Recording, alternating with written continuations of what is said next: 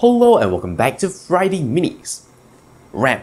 That's something we know is important in our computer and, well, has a great impact on the actual performance of it.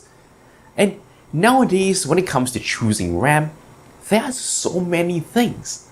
For example, a stick of RAM could be DDR4 SDRAM, 2666 MHz.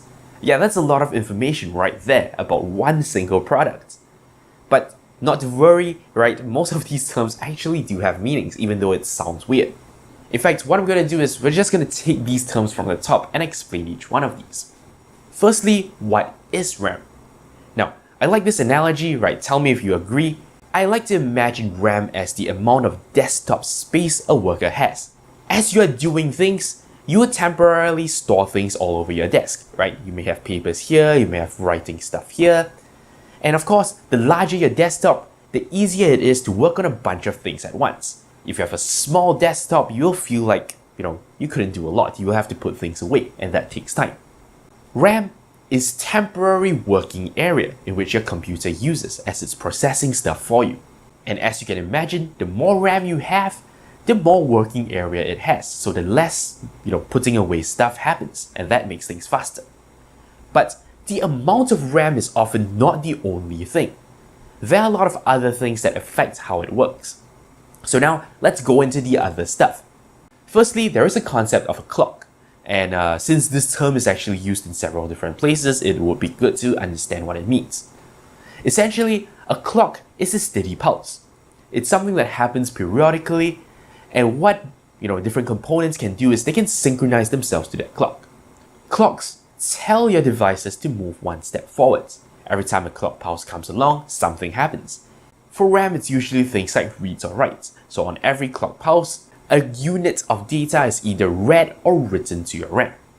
So okay, let's now take a look at each one of these. Firstly, there is a concept of DDR.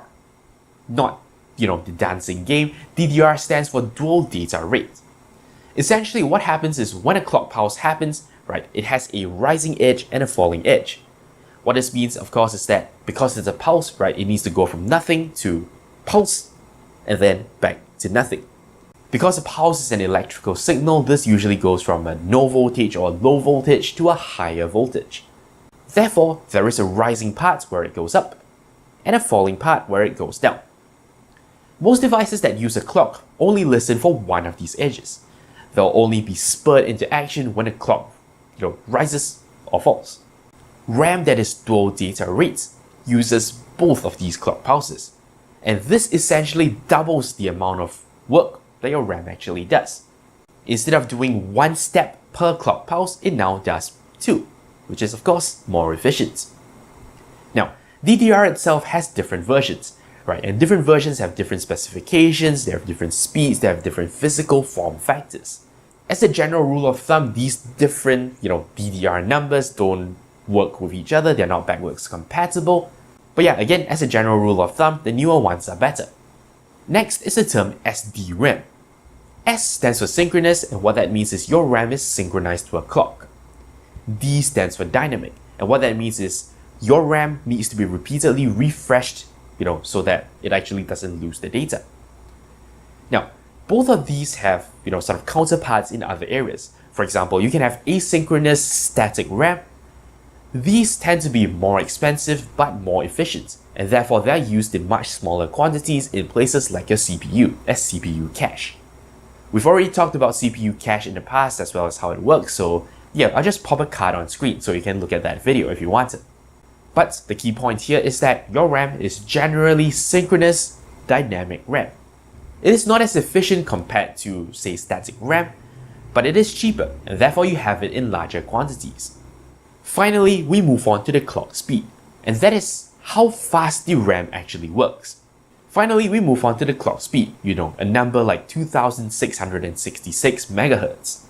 Now, this does refer to how fast your RAM is clocked, that is how many steps it can do per second. But this is not a direct indicator of performance. Bottlenecks may exist elsewhere, and of course you don't know how much work is actually being done per step. This surprisingly is a similar, argument to talking about clock speeds for processors. Again, we've discussed this before, so again, I'll pop a card on screen that you can check out later. So yeah, there you go, that's the idea. All these different terms that we have associated with, just a simple stick of RAM actually describe a lot of things about RAM, its properties and how fast it actually works. Of course, it's important to know that it's not always the bigger the numbers the better, the newer it is the better. You'll of course have to do more research to find out whether it's compatible with your device and what works best for you given the price point. That's all there is for this episode of Friday Minis. I hope I've cleared up some common terms for you. But yeah, that's it. Until next time, you're watching 0612 TV with NERDfirst.net. Thank you very much for watching. If you like my work and are feeling generous, you can shoot me a one-time donation on PayPal or sign up for a recurring one on Patreon. Of course, you can simply like, comment, and subscribe. You know the deal. For more videos, links to my channel and a related playlist are on screen. Thank you for your support.